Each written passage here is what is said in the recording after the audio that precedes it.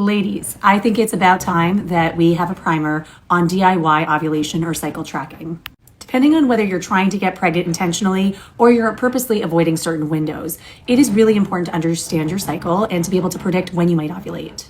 DIY cycle tracking works best in patients who have pretty consistent cycles.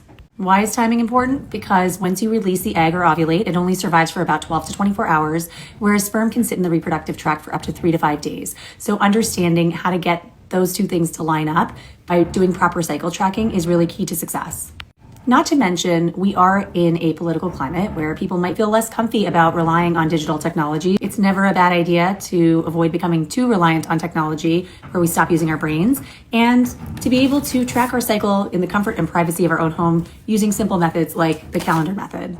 The more data you input, the more accurate your DIY cycle tracking will be. I think it's good to give yourself a runway of at least 3 months so you can really collect the data and look for specific patterns.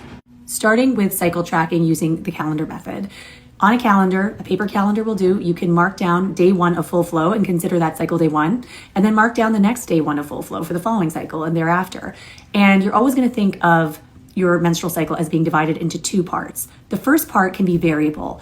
It is how long it takes to go from cycle day 1 to actual ovulation. And for some people, that's going to take 2 weeks. For some people, it's going to take 4 or 6 weeks. It really just depends on the individual. But once ovulation actually happens, the interval of time between ovulation and your next period, if a pregnancy doesn't occur, tends to be a little bit more consistent. We usually think of that period as the luteal phase lasting about 14 days, but we now know from looking at all different types of women that up to 15 to 20% may have a shorter luteal phase. This isn't necessarily a problem, but it's something that is easier to figure out if you're also overlaying other methods like your LH surge and looking for certain physical signs and symptoms of ovulation on top of the calendar method. So if you look at your calendar and you say, okay, my next period is going to happen on February 14th, then you can predict that ovulation may occur around February 1st.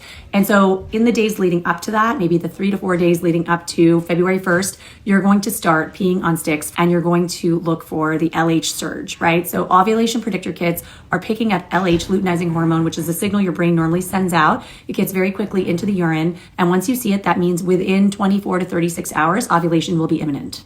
If you're someone who finds OPKs frustrating, you're just not able to catch that surge on the ovulation predictor kit, a couple of tips that I have are based on the fact that LH is released in a pulsatile fashion. So it could be that you just had bad luck and you're checking at a point where it's lower. And so increasing the frequency of how often you check to twice a day instead of just once a day as you approach mid-cycle may help you to be less likely to be fooled.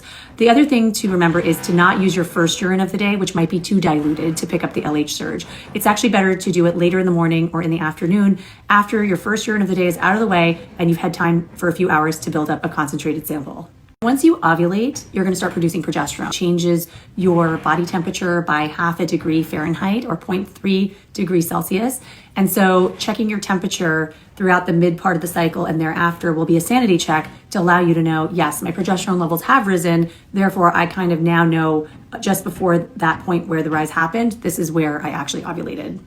Just to drive the point home, here's a really quick real life example of someone with a 25-day cycle, and it's pretty consistent, and they count back 14 days to then predict, okay, I think I probably ovulate around cycle day 11.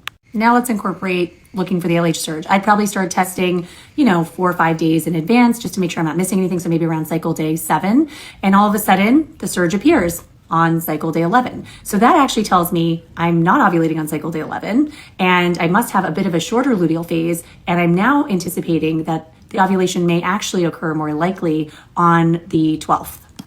And this might lead you to say, you know what, I'm going to continue with my attempts for a little bit longer than I otherwise would have. That blue line at the top is the temperature tracking, and you can see an asterisk marking where there's a slight increase in the temperature a few days, a day or two after ovulation actually occurred. So if you're someone who's been thinking about going from digital to paper DIY cycle tracking, I hope this was a helpful primer. Remember, if your cycles become irregular or if you start to have pain, heaviness, or any irregularity in any way whatsoever, it's always best to go from DIY straight to the experts.